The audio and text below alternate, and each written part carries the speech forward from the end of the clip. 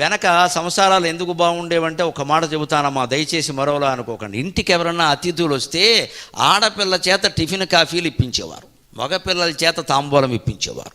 బట్టలు కానీ ఏదైనా పెడితే మగపిల్లల చేత ఇప్పించేవారు. ఏమైనా వాళ్ళకి సేవలు ఉంటాయి కదా, కాఫీయో టీయో ఇవ్వడం, ఆ గ్లాసుల లోపల, ఇవన్నీ ఆడపిల్లని చేయమనేవారు. ఎందుకంటే వాళ్ళు తర్వాత కాపురానికి వెళ్ళాక కూడా ఇంటికి 10 మంది వస్తూ ఉంటారు, కాఫీ టిఫిన్లు ఇవ్వాలి తప్పదు అనే పెరిగారు. ఈ మగాళ్ళు ఎలా పెరిగారు? మనకున్నది 10 మందికి పెట్టడానికే అని పెరిగారు. అందుకే కాపురాలు నిలబడ్డాయి.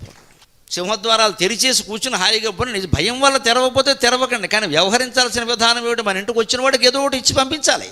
ఏం చేసుకుంటాం? ఇవి కొనుక్కున్న చీరలన్నీ మనమే కట్టుకోవాలా? ఇంటికి ఎవరో వచ్చారు, బంధువులు కాదు, మిత్రులు కాకపోతే ఇంకెవరు ఇచ్చేసేయి. ఓ ముత్తైదు వచ్చిన చీర పెట్టేయి, ఓ పెద్ద ఆయన వచ్చాడు ఇంట్లో పంచి ఉంటే పెట్టే, ఓ కుర్రాడు వచ్చాడు ప్యాంటు చొక్కా ఉంటే పెట్టే, తర్వాత కట్టుకోవచ్చు మనం కావాలంటే. అలా సంపదలు తరిగిపోతూ ఉంటే, మనకు సంతృప్తి పెరుగుతూ ఉంటే, లోకంలో మంచి పేరు పెరుగుతూ